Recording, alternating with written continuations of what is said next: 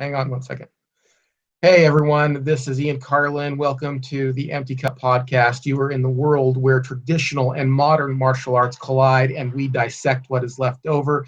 Got in the studio with me today, back again, my co-host Shad. How you doing, Shad? Good. Was that your dog? Yes, it was. Right on. Well, we are going to be opening a can of worms with our special guest today, Jason Korol. Jason Korol is the senior instructor at Greenville Academy of Martial Arts, and he has also written a book called JKD Pure and Simple. And we are going to talk about what JKD is. How you doing, Jason? I'm doing good, man. It's great to be here. Yeah, I'm excited to have you on the program. I was excited to have Shad introduce the two of us, and it's been awesome. I've been anticipating this and anticipating the response that we're going to get. But before we Right. But before we open that can of worms, I always like to talk a little bit about our guests and their background and, what got them interested in martial arts. So if you don't mind, just talk a little bit about, your development in martial arts. Sure, man. It's first of all, thanks for having me on. This is awesome. And I got started because I had a big mouth when I was a kid, so I had to either learn to shut up or actually learn how to fight. So, learning how to fight was easier. But my brother came home in my introduction to actual martial arts. My brother came home from college in '81 and Christmas break '81, and he'd been taking Wing Chun, unbeknownst to me, and. So, we'd been boxing, grew up in a Marine family, had to box or, we were disowned by my father. And so my brother Michael comes home and, starts slap boxing with me, ties me up, throws me all over the place. And he's my first Wing Chun instructor. Oh, wow. Yeah. How old were you when that happened? I was 11. Yeah. And the great story, but the great part of this is that my brother doesn't teach me the forms. He teaches me chi sao. He teaches me punch and kick and the four corners and stuff, but he's a competitive jerk and he doesn't teach me the forms. And this is 1981, so it's not like I can go on YouTube, right? So right. For 3 or 4 years, I can't figure out why I can't beat him. It's because I didn't find out the reforms in Wing Chun until '84. Right on. So, at any rate, I've been kind of a stickler for the basics ever since, as you can imagine. And then I got into JKD. And I ended up, I got into a lot of fights and neighborhood I grew up in, and I was looking for something practical. And my mother gave me Bruce Lee's Fighting Methods books. Remember there used to be 4 books. Yeah, 4 different books. And so I got 3 of them sitting on my shelf right there.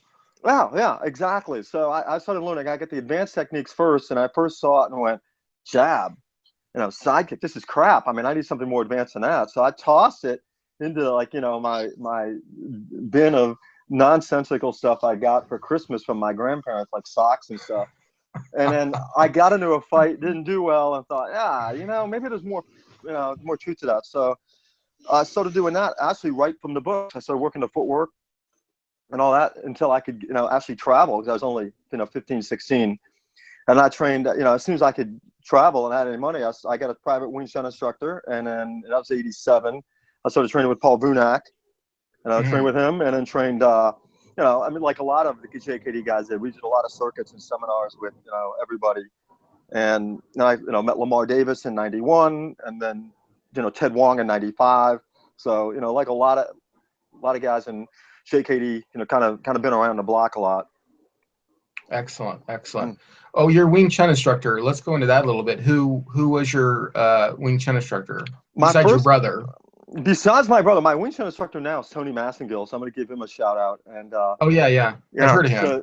So Tony, Tony, I actually tell him he's one of the best JKD instructors I ever had, because he's just, he's real conceptual. He's, he sees fighting, right? He doesn't just like sit there and try to say, well, this is the way Wing Chun does it. He sees everything as a concept and a tool to be used. And, and that's not always the case. So I was training with a guy who, Seafood Dan, back in upstate New York in '87.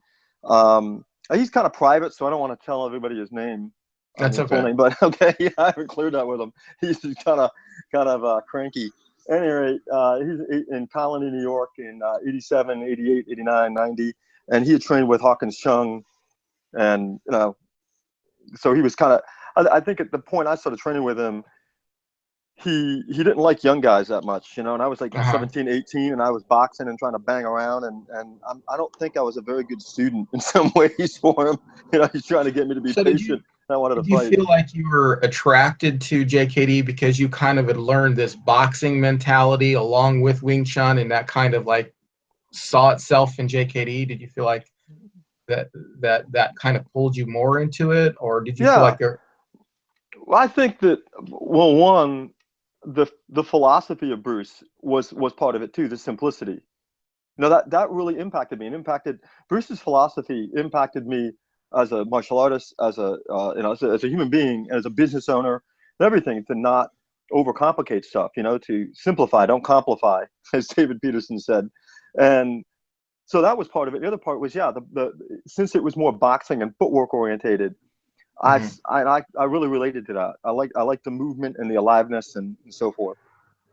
Do you feel like your Wing Chun practice kind of fed into that, or do you feel like your Wing Chun practice kind of hindered it at all, or how did you feel that your Wing Chun practice kind of this river or this stream flowing into this river of Jeet Kune Do? Well, I'm gonna get in trouble for saying this, but I think right. The Wing Chun has a tendency to be too purely theoretical all the time, and it's a great fight theory, but it's got to get out there and get practice. And JKD gave me the opportunity to get out there and put like the intercepting fist, straight hitting, the counterattack method more into test, if you will. And it gave me a way of understanding the concepts of Wing Chun better. Because you sit there and you do chi all the time, and you're always defending against people throwing punches with their elbows down.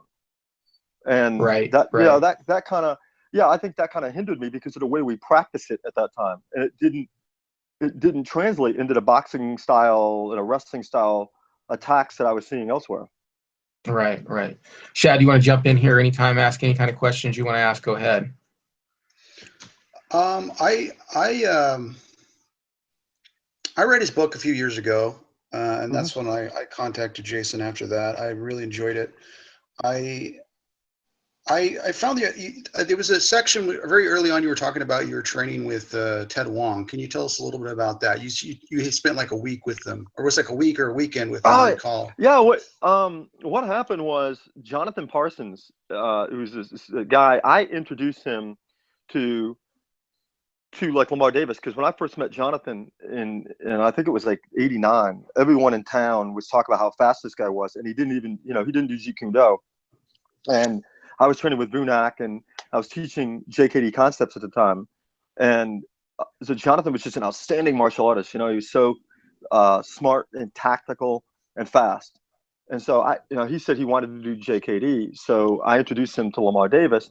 And then Jonathan didn't like the kind of like trapping heavy, more stationary style that he was learning. And he ended up, I forget how he met Ted Wong, but he told me, you're really going to like Sifu Wong because he's very boxing orientated. And so Jonathan introduced me to him in the summer of 95. And then I was going to go up to New York. Jonathan's school was going to host Sifu Wong for a seminar in October 95. So he calls me like early in the month. And he's like, "Hey, Jay, when are you getting here?" And I said, "Well, I was going to get there Friday for the seminar." And he's like, "Well, Sifu's going to be here Saturday." And I went, "He's going to get here the day after the seminar starts?" And he goes, "No, dummy, he's going to be here the week before. And he's going to stay with me at the house. And we're going to train." And I went, "Oh, man." And, I wish I could say that I was really happy for my good friend that he was going to have that much training with Ted Wong. But I was so overwhelmed with jealousy because I'm thinking, I can't afford that. I was making, terrible money at a dead-end job while I was trying to grow my school. But Jonathan said, "Hey, come on up.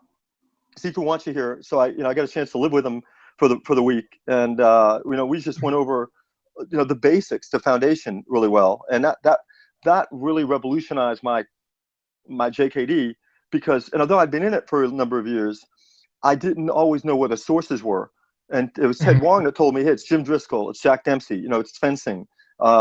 Here's why the straight hitting method was preferred rather than well, because that was the problem with JKD concepts. They never defined the concepts. Okay. The concept's a moving target, and so you never really know. And it's like, oh well, okay, I guess I'll do Muay Thai, or I guess I'll do. And so you don't really have a guiding principle. So after that point, are you more of a concept guy, or are you more of a original guy? Would you call yourself, or a blend between the two, or? I call myself a principled pragmatist. So the real JKD concepts, and I think those concepts are old school, fencing influence boxing and Wing Chun. Yeah. And I think not that excludes the other stuff, but I think that forms the core of it, and it forms the that foundation that we need. Or else you're doing something different. I mean, if you're going to do Muay Thai, go do Muay Thai. Every time you add something in, especially if the principles are opposed, then you're changing the mix quite a bit. Do you see that happening in the concept group a lot, that they're going into other arts? They're kind of like going into, like, I see Filipino arts being expressed in a lot of JKD emanations. I think it's sloppy, and it's this way. And I have my critique of both. I'll critique everything we're doing in JKD. I mean, I think that's the part of the JKD is, like, we should be looking at ourselves and going, how do I know I'm not full of crap right now? Right? I mean, and I think the concept side, they never define what the concept is. Is it fitting with an opponent? Well, everyone does that. Is it researching other styles? Well, then Burger King does that when they're looking at McDonald's. Everyone's doing that. I don't think that's unique to JKD. And so, on the other hand, the original stuff is, what are you doing? You're just going to do things that Bruce Lee did? Well, why did Bruce Lee do it? That's what I really liked about Ted Wong saying, hey, don't take my word for it. You look at the original sources Bruce used, and then you might take something different from that. And that's what I really like. I love Sifu Wong's, just his humility, because most JKD Wing Chun, there's so many egos. There's so many. Oh, you got to do it my way, or you're gonna screw it up. And he was just like, listen, I'm just trying to tell you what Bruce showed me, and just be honest with yourself about what you can and you can't do, and what you know and you don't know. Right. Shad, you were going to say something. I interrupted you. Yeah, you cited Terry Tom's book in your book, and I've read her book, The Straight Lead.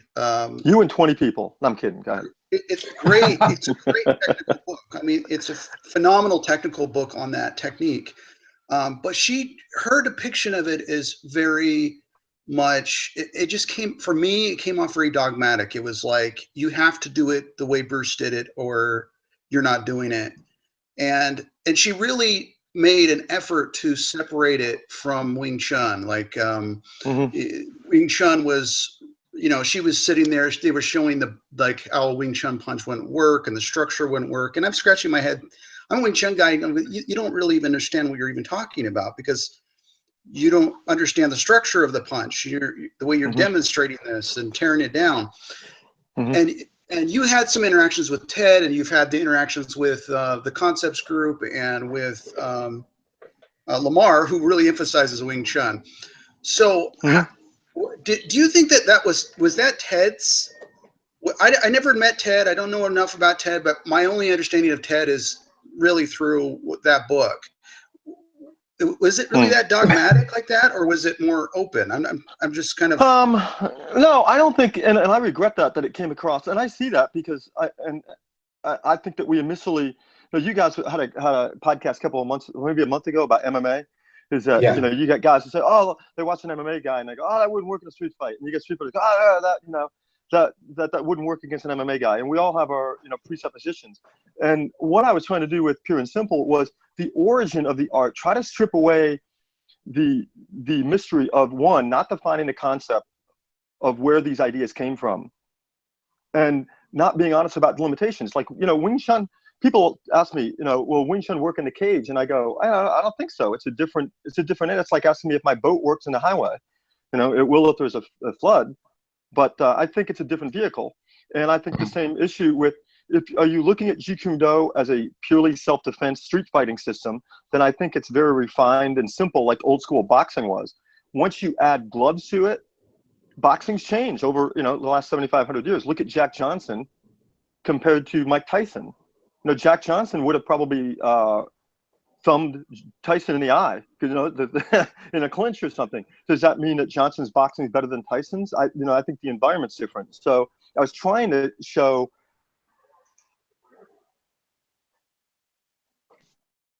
Well, we did lose Yeah, him. and that case, guys, just lose. Did you lose me?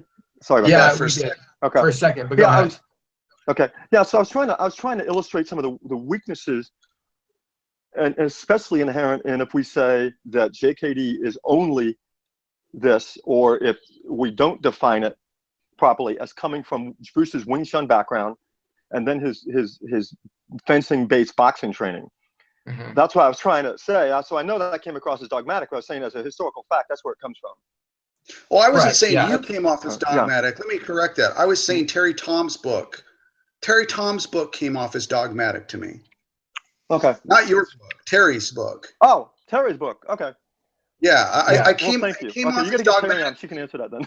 because it was like she was doing all the problem solving for everybody. She was saying basically Wing Chun isn't important. So it wasn't important to Bruce, therefore it shouldn't be important to you. That's where I got that idea. I mean, that's where I kind of stepped back. And when I read your book, you are also pointing towards some of that contradiction. You were also pointing out that some of the stuff that I was seeing in that book. Mm-hmm. Yeah. Mm-hmm. Well, I want to get into, kind of dive into it then as far as what is JKD, and have since you have this eclectic background in it. But before that, I kind of want to preface it with my own understanding. I've come into the problems, quote unquote, I'll call them problems or conflicts in JKD kind of late. And I'm catching up, because when I learned Jeet Kune Do back in the 90s, I learned it from an instructor his instructor was Abel Sandoval, and his instructor was Steve Johnson. And Steve Johnson is an original Bruce Lee student. And as I learned it back then in the 90s, late 90s, it was taught to me as a set of techniques and a set of principles. There wasn't a fight between these two. No, he wasn't saying, well, there are some people who teach principles and there are some people who teach more techniques. I had no idea. And then from there I kind of shielded myself, because I went into Wing Chun from JKD. I went into Wing Chun, which is kind of the opposite of what most people do. But then I kind of came back out of it and back into the world of JKD because of several reasons that I've talked about before in vlogs and podcasts that I won't bore you with here. But it wasn't a conflict for me.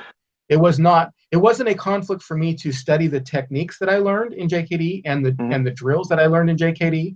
And it wasn't a conflict for me to explore other styles as well. So, with that kind of a background, that was JKD for me. It wasn't a conflict, other than any other kind of simple conflict that you would have with any other type of martial art, where you put your hand or where you put your foot, kind of things that are common to all kind of martial arts. So let's jump into your book, JKD Pure and Simple. So what is JKD? Whatever I say this. No, I'm kidding. You're the authority. No, I would go on and say that it was Bruce Lee Wing Chun. It was Bruce Lee's extrapolation of the Wing Chun concept of trying to cut off attacks. So you have Wong Chun Lang Wing Chun, you have Leng Ting Wing Chun and so forth. I see JKD as that, and then he took the ideas and he ran with them, right? And then he kept testing it. Like there's a great letter he wrote back to Wong Chun Leung where he said that I really hope that people in China won't neglect looking at realistic methods like boxing, right? And so I think that JKD becomes, as far as a street defense system, it's going to be very simple because street defense is not complicated. You're not dealing with the type of environments that you would be in a cage or a ring or what have you. So I don't see that as being so much so that you'd be adding any complexity to it. That was Sifu Wong's thing. And I agree with Shad what he said about Terry's book. I thought that it was unfortunate that Terry had to go into how and I've got my theories on that, but this is more personal thoughts about why she really launched into her thing on Wing Chun.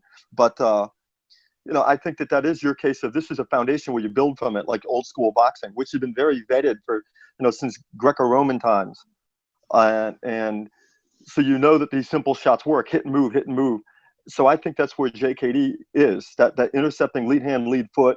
Whether you put your power side forward or not, I think you should be able to do both. You know, I think that's a principle, Right. not, you know, that's set in sand, not stone. But it should start there. I think it should start with that simple thing, and then where the individual goes after that to develop their JKD.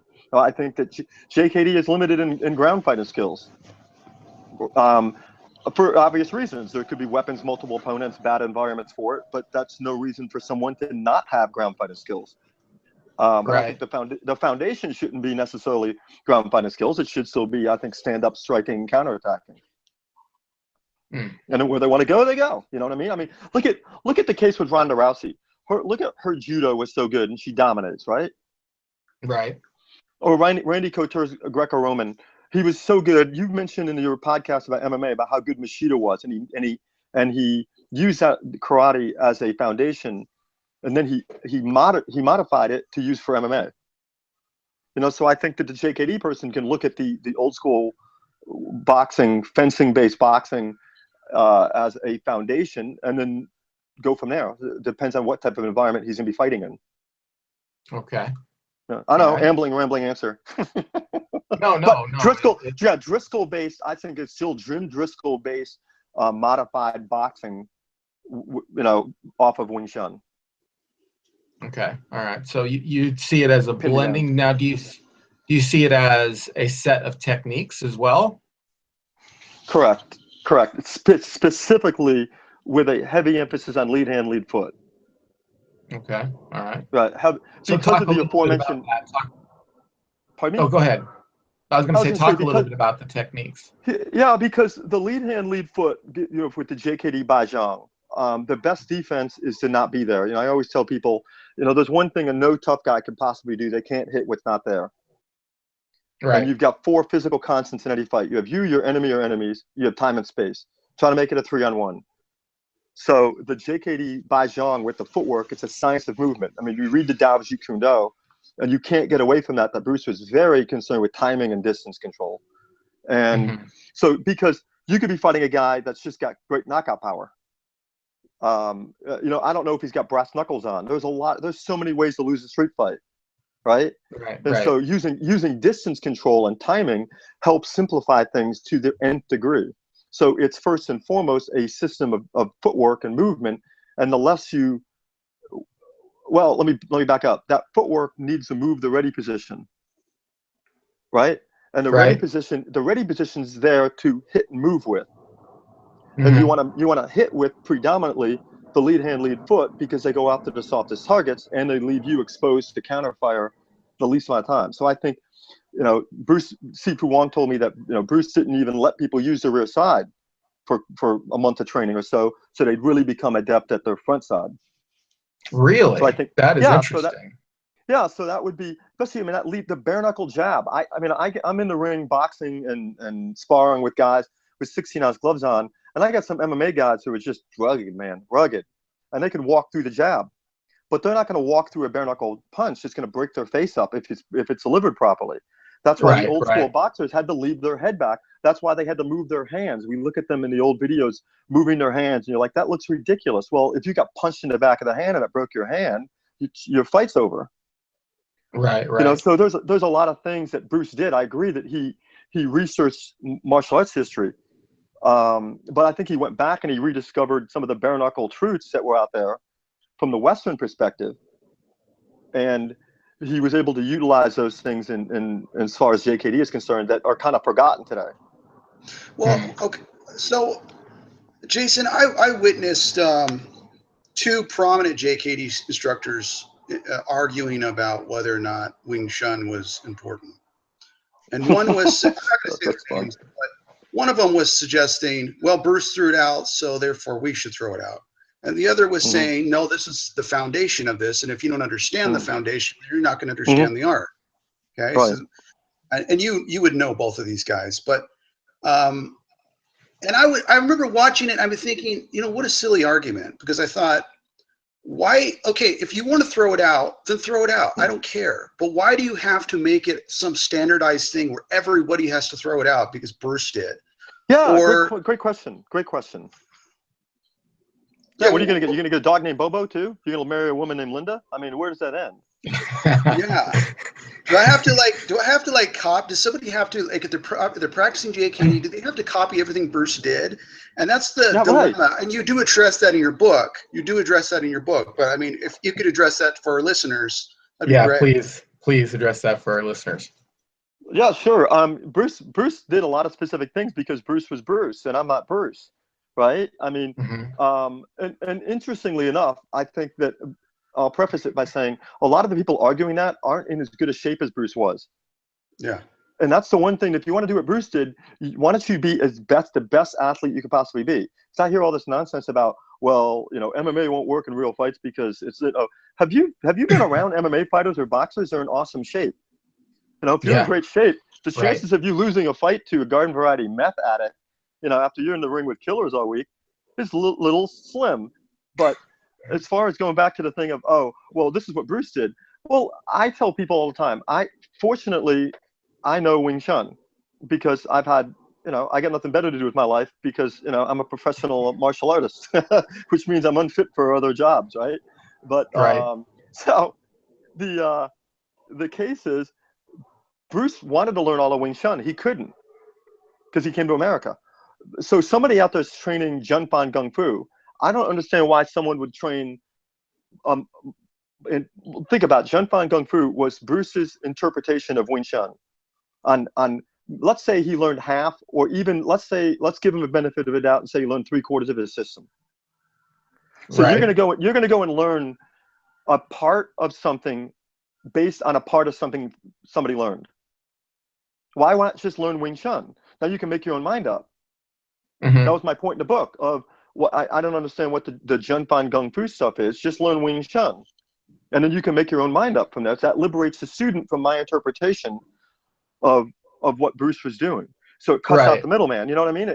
So that, like you said, Shad, it lets somebody go out there and do it for themselves, do their own thinking. If I tell people, get in the ring and box, but also research Jack Dempsey, Hazlitt, Driscoll, so you can make up your own mind from there. That's kind of why or vice versa.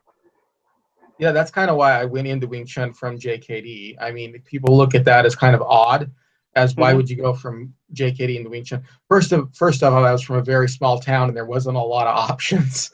So about the best thing that was closest to JKD. But the idea for me wasn't like, I'm involving past JKD into Wing Chun. That wasn't the idea. The idea was like I was looking at JKD like a car, and I was just like, okay, let's see what's under the hood. And I was just that's kind of what got me into Wing Chun was like, well, I kind of wanted to explore, at least part of the engine that made this thing go, which we call JKD. And boxing would be another one of those ideas, and Korean kicking would be another one of those ideas, and and some fencing aspects would be another one of those ideas. So let me ask you this. Let me ask you the loaded question then, and that is Jeet Kune Do a style? I think it's a set of principles that express themselves in certain mechanics that you could call a fighting method. Okay. So I'm going to go into politics after this. Right, exactly. Take a little sidestep to the left, right? Yes, I will say yes. I would say as a historical fact, matter of fact, Jeet Kune Do, as Bruce Lee did it and passed it along to Ted Wong, I would refer to it as a fighting method or style. Correct. Okay. All right. But it should be considered a set of tactical principles as well. You know what I mean? Right. Where, as a boxing, if a guy comes into my boxing gym and I'm teaching him boxing, because I box too, so I have a boxing gym at my school, and I teach him, listen, I want you to stand up and bounce up and down. Have your hands down around your waist. I don't want you to go to the body. And when people throw punches at you, I want you to pull straight back, and I want you to make fun of them and talk to them while you're boxing. Now, you would accuse me of boxing malpractice, but what I just did, you guys are laughing because I just described Muhammad Ali's style. Yeah, I know. Yeah, right. And you know, and boxers don't get into arguments over whether Mike Tyson's style of boxing, Muhammad Ali's style of boxing. Well, listen, if you try Muhammad Ali's style of boxing and you have a weak chin and you're slow, you've got a serious problem. And so, you know, there are certain fundamentals. If you try to box like Tyson and you can't hit hard, you have a serious problem going forward like that, because you're not going to be able to make people pay when they swing at you. So I look at JKD and go, here's my baseline. I'm going to show you this. But the objective is not to teach somebody and turn them into Bruce Lee. It's to get Bruce Lee-like results. And I define that as someone being able to maximize their stuff.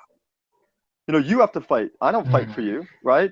And so those principles, you get in there. I put guys in front. You're going to go box and have guys on the ground and have guys in different environments, and they can see how their body and their emotional system interacts with those principles and tactics.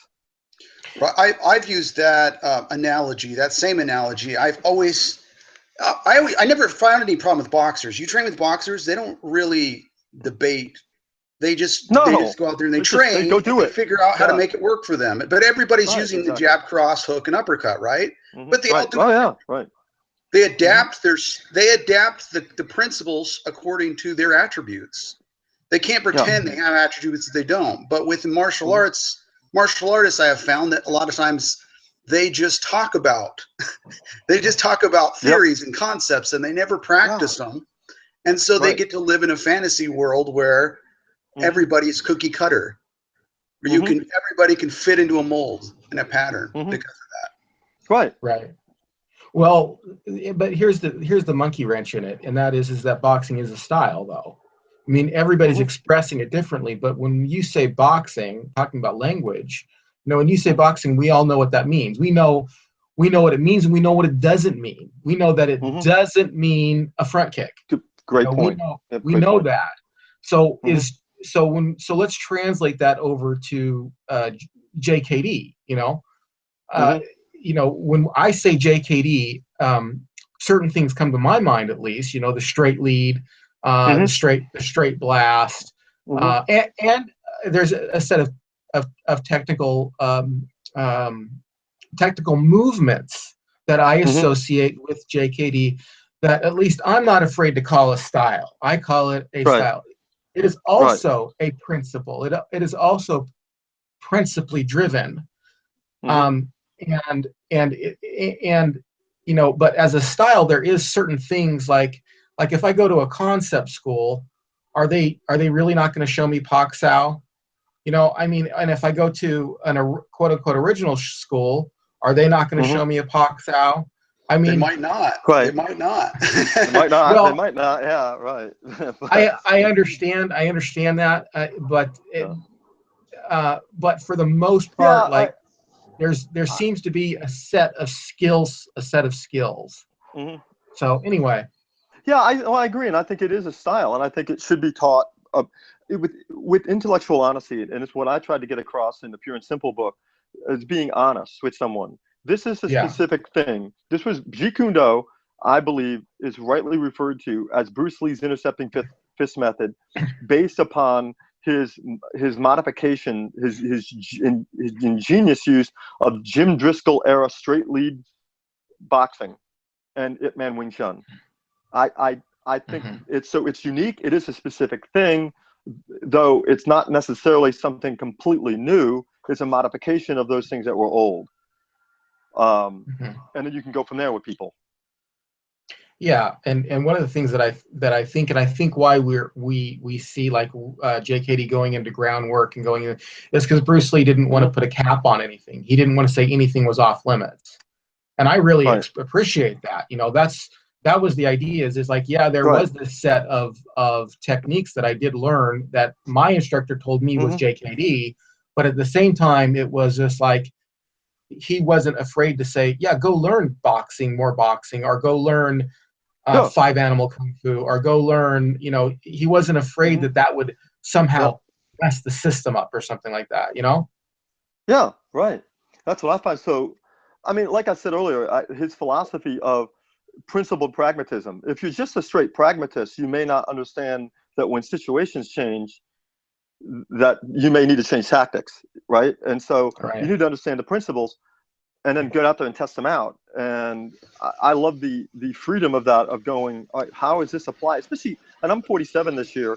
I'm not the same guy I was at 20, 25, and so forth. So, and that happens to everybody. They're going to change throughout their lifetime. They're going to change maybe the way they see it. Like, you're not going to be as aggressive at a certain part of your life as you would be, and when you're older, younger, and so forth. Now, that also affects the way you'd be going through things. When I was 20 years old, Julio Cesar Chavez was really big, and I'd watch Chavez and Tyson, and I wanted to fight like those guys. I mean, I love Chavez, just going to the body and taking guys out. That's a unique style, and I get in there with somebody that punched harder than me, and I had to adjust my style, right? So I was still boxing with somebody, but I had to adjust. And that's, to me, about what JKD is at its core, is you take those root principles, and at the end of the day, you're trying to minimize the risk to yourself by shutting down your opponent's offense and establishing your own. But I put this in the book, and about the defensive nature of Jeet Kune Do. And I've heard JKD instructors say, well, if you haven't won a fight in 3 seconds, you're not doing real Jeet Kune Do. And I'm going, well, said the guy that I have never seen any evidence of anyone doing any live sparring with the guy, never. And generally they're pretty big people. So what about the aspect of you're in a fight and the person's just a bigger, faster guy than you? You got to go out there. You have to experiment with that. So learning to hit and move, slip and slide and evade. Those are important aspects. And you try and look at the whole game for it in terms of what the great mystic philosopher Captain Jack Sparrow said in Pirates of the Caribbean. There's only 2 things that matter, man: what you can and you can't do. So just because I'm doing something and I call it Bruce Lee's Jeet Kune Do doesn't make me Bruce Lee. No. I could still get my head knocked off by a roundhouse kick, even though I think that roundhouse kick is not as scientific as my straight kick. Right. Yeah. So that's why I think the humility has to be there. I know, Shad, you've said in the past a little bit about JKD not being a style. I didn't want to cut you off or not have your voice heard. Would you care to elaborate on that, and then our guests can kind of pick up on it as well? I think I think what Jason has said makes sense to me. I think you definitely have to, if you're giving it a name, you are distinguishing it from something. And Jason said in his book, I never forgot that line. It was a pretty profound statement. He said, as if JKD is everything, then it's nothing. Okay. Right. However, like he was saying, you can't, where I have a problem with it is that you have a guy who established an idea on critical thinking skills. Okay. Bruce was totally for critical thinking and self-improvement. Okay. And then you have people who try to make it a dogma in an institution where there's no critical thinking skills. There's no freedom of individual expression I would even say within boxing. I've said it many times. Boxers get JKD better than a lot of JKD guys do. Okay. Yeah. Good point. Yeah. I agree with that. Because they test what they do. They don't talk. They just go and they test and they figure out what works for them. But they're still doing boxing. They're not doing something else. They're not doing wrestling. They're still doing boxing. So that's where I've always had that problem is when I run across the people that say, hey, you're not moving like Bruce Lee, or Bruce Lee, or they're so into imitation, where that's what the complete anti-Bruce Lee, because Bruce Lee was not about imitation. It was all about individuality, being yourself, expressing yourself, standing on your own merits. And that takes courage. And a lot of people don't have that courage. They are imitators, and they get caught up in that cycle of imitating. That's just my soapbox. No, man, hey, I'm right there with you. I remember Jesse Glover saying something about these guys were saying that Bruce Lee had a dim view of such and such, and Jesse replied, well, Bruce is dead. I mean, what are you going to do? I know that borders on disrespectful, but I think in the cover of the Pure and Simple book, they've got Bruce in the front, and they've got Driscoll an it man in the back of them. And I always thought that was kind of a combination of East and West. Whereas in Western society, we have a tendency just to question everything more than you would in a more traditional martial art. Where you do this because it's tradition, and this is what your instructor told you to do. And I always like that kind of, like I said, I like, you asked earlier about Ted Wong, was he that dogmatic? Not with me. But my experience with him was, you got to go out there and do your own thing. But here are the sources that Bruce used. You look at those sources yourself. Don't take my word for it. And you might extrapolate something different and unique from that. And of course, I think everyone will. But at the end of the day, it can't be just when you say style. That's why I'm nervous about that, because I look at it from the Western perspective of, all right, what can I do with the style? Like boxing, what can I do with the style? Roy Jones did things, and man, I was in a boxing gym back in '95, and this coach was he hated Roy Jones. You thought Roy Jones stole money from him, or dated his mother and dumped her or something. It was personal because he hated his style. And I'm standing there listening to this guy rant about Roy Jones, going, I mean, hey, Roy's winning, man. Nobody's hitting him. How can you knock it? It's in the same level. The Machida stuff. Remember Machida? I've had guys say, well, that's not karate. Well, what do you expect him to do? I mean, the guy's in there fighting, he's winning. Or look at a recent MMA example, Woodley and Thompson fight. Right? I haven't seen it. They say, okay, well, the rematch, people were getting up and leaving because it was so boring. And one of the problems it was boring is because Woodley had already proven that if he hit Steven directly, he can knock him out. But Woodley didn't want to get caught with one of those wild Thompson kicks.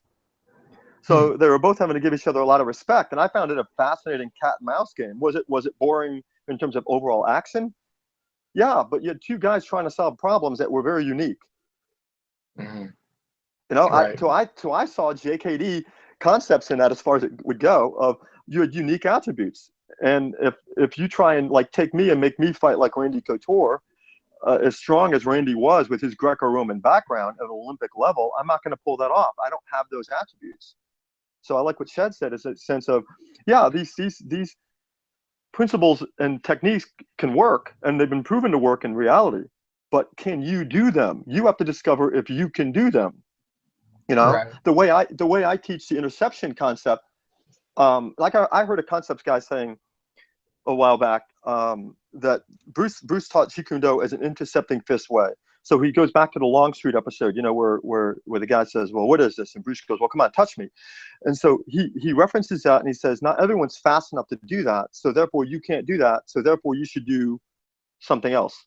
Right. And I thought, well, what a poor definition of that. Because what if I step and hit too? What if I angle and hit? If I'm not fast enough to hit him on a direct line, I can still move and hit. Yeah. So you still look for a way to figure out how to use that same concept. And what about practicing? You don't try to complicate it. You know what I mean? Somebody might want to practice and get better at it.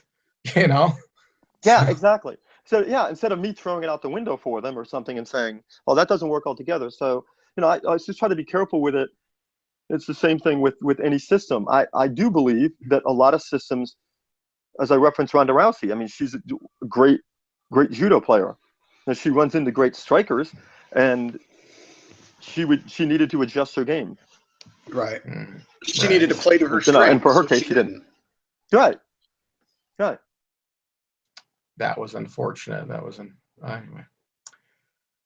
Well, cool. So, do you think sometimes the concept people and the original people talk past each other at all? Do you think they may be more on the same page than they are, or do you think they're not on the same page?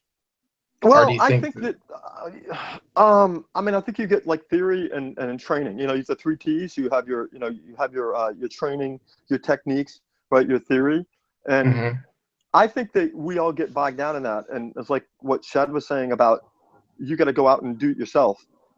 And I think you've got a lot of insecurity of in boxing. Think of Angelo Dundee, Customato, Eddie Futch, right? You have these great trainers, and no one in boxing ever says my trainer would beat your trainer. But in JKD, we get into this celebrity instructor stuff. Who cares if my instructor in JKD is awesome? Can I fight? I mean, he's not going to fight for me. Right. And so there's insecurity about that if I concede something, that I don't know something, or somebody has a really good point, then therefore that somehow invalidates everything I'm doing. And so I do think they end up talking past each other a little bit. And like, this has been my experience. Again, you asked me for a direct answer. Do I see myself as a concept person or original? I come back and say I am an original concepts, or a conceptual originalist. But I do think I bridge that gap a bit, because, you know, like it goes, the concepts guys don't narrow down their concept, and they have people training in different arts, Muay Thai, BJJ, and so forth, that are not JKD. Now, on the other hand, you get guys doing just JKD, so to say, as Bruce did at the originalist. And it's been my experience. Now, I know I'm gonna get yelled at for this, but it's been my experience, straight on numbers. Most of the concepts guys that do BJJ and Muay Thai or whatever, I think, are better fighters than the original guys, because they're not in those training and sparring anymore. They're just standing there trapping, and it's because their training isn't as realistic as the Muay Thai and BJJ guys. But that's just a difference of the way they train it, if you follow me. I follow you. I'm glad you said it and not me. I will direct all hate mail towards you. I'll forward it on to you. I know. If any, you know, if any that's of the listeners are going to challenge me to a death match, sure. I'm busy. I'm too busy for that now. I'm too busy for the death match. Well, you know. No, I understand what you're saying, and I like the idea of pressure testing. And I think Shad and we've kind of talked about this a lot. And that is, you have to pressure test. You know, if you're going to do original, or you're going to expand it and do, you know, some jujitsu or something like that, the good idea is, and if you want to be a hardcore original guy, like, I don't have a problem with that. If you want to be a hardcore concept guy, I really don't have a problem with that. I kind of walk in, you know, I feel like I kind of, like what you said, I kind of walk into both worlds. I just like, I'm kind of stumbled, or, you know, puzzled, I guess, by the conflict, because again, I learned JKD as a set of techniques and as a set of principles. And when I hear concept guys talk, I'm going, yep, and when I hear original guys talk, I'm going, yep. You know, that's just how I learned it. So but the idea is you have to pressure test it. You will have your own version of JKD, just like you have your own version of boxing. If, you know, Mike Tyson's boxing is not Muhammad Ali's boxing, if you pressure test. And that's where a lot of the times, a lot of people don't do that. They really don't pressure test. They don't see what's going on. You know, if somebody is actually going to hit you, and not hit you in a way that you're used to. You know. Right. Well, you said so you got to step into the ring. Yeah. Well, remember you said a couple weeks ago about the Wing Chun guys on YouTube.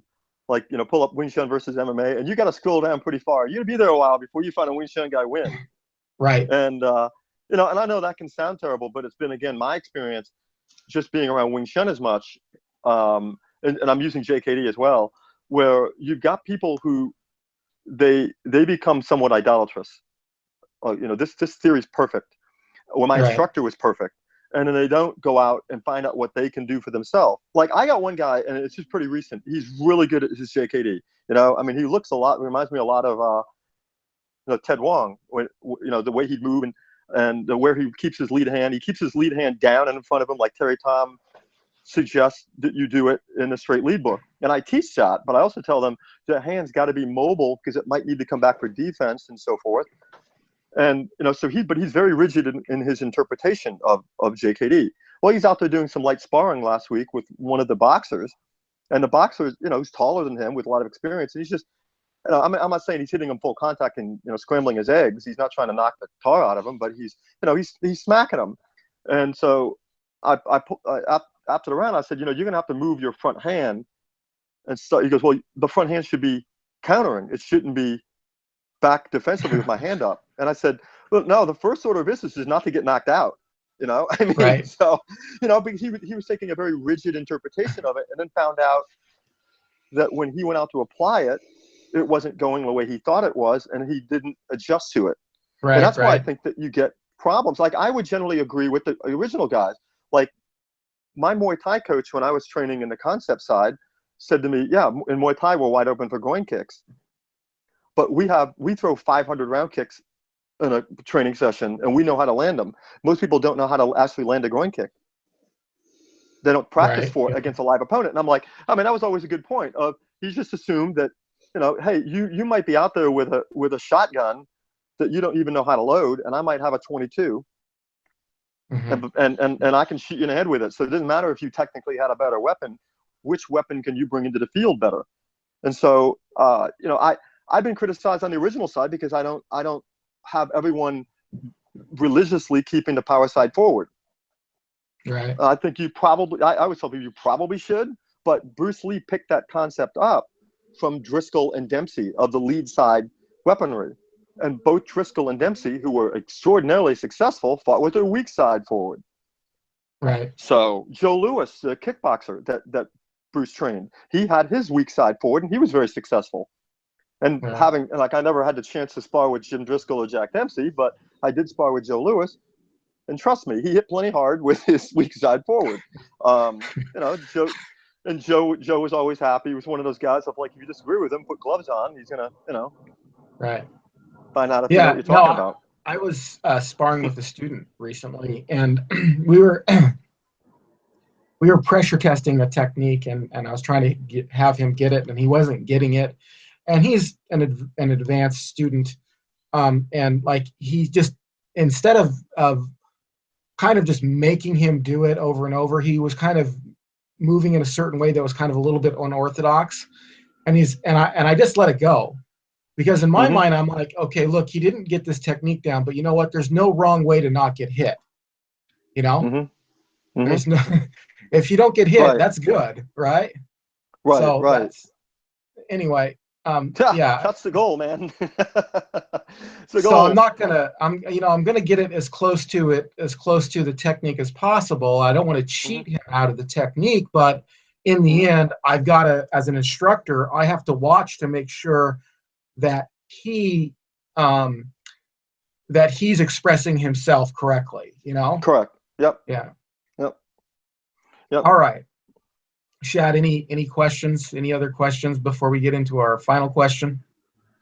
No, I think that's it. It's been awesome though. I've loved having Jason on. I've been corresponding with on and off since I read that book for the last few years. So he's always been a good source of information. That's awesome.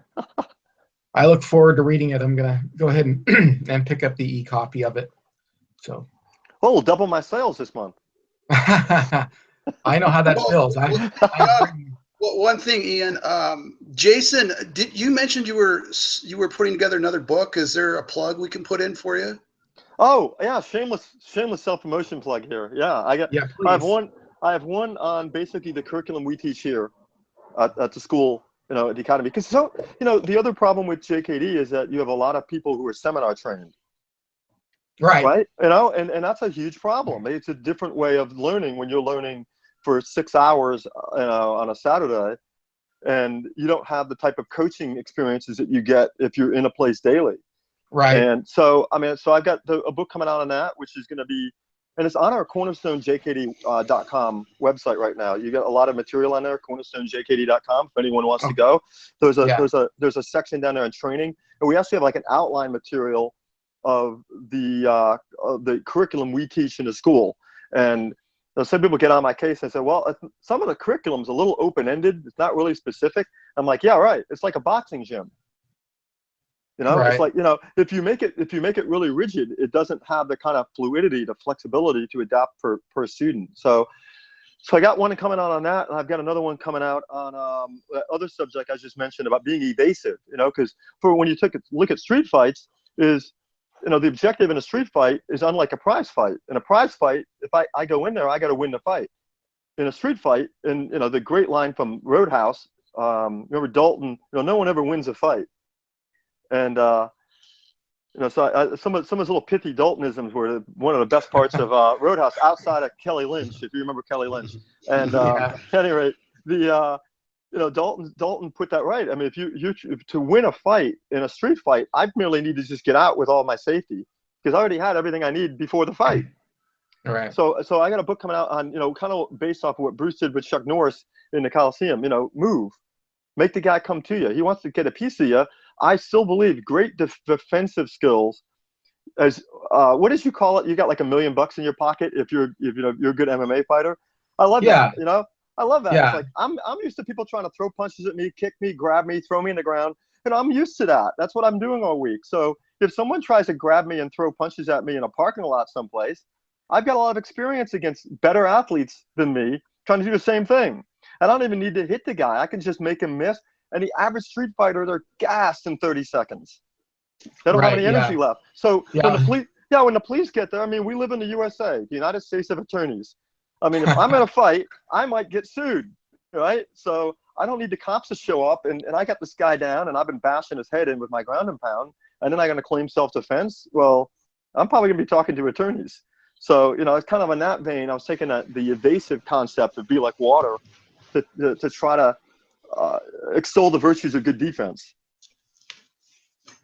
Right on. Right and that's on. out. That should be out later this year, give or take a couple of edits and months. Okay. So, last question. Sure. Please share with our audience here, your top 3 fight tips or training methods to be a better fighter. Top 3. I give you the first one: be in great shape. Okay. Be in great shape. If you got to be fight ready. So right. If you're not in shape, and the number 1 attribute in fighting is endurance. Once you're tired, you get huge problems. And if you are stronger and faster than your opponent, then you've got that's you said, it's like having $1 million in the bank. Mm-hmm. So if you're in better shape, that just gives you a big advantage. Number 2, have really good footwork skills. And that doesn't necessarily mean you're floating around like Ali, but good footwork allows a fighter to adapt to any environment because it circumvents someone getting them in position for their setup. Like, I don't know if your setup's going to be a sweep, a hip throw, a round kick. I don't know what it is, but you need position for it. So if I've got good footwork, then I've got a better chance of shutting down by primary denial your offense that I probably didn't get a chance to scope out, right? Like if the 3 of us all go to the gym and we start training together, we're gonna try to feel each other out for 30 seconds, maybe a round, right? Because we're dangerous. Right. People, So good footwork allows you to shut people down and then set them up. And then finally, number 3, groin kick. I know you said that, instructor, a couple of weeks in your podcast. I love that line. I mean, I don't know I've never met anybody that I bumped into and said, "Hey man, how you doing?" I've never had anybody go, "Great, dude. I got kicked in the groin."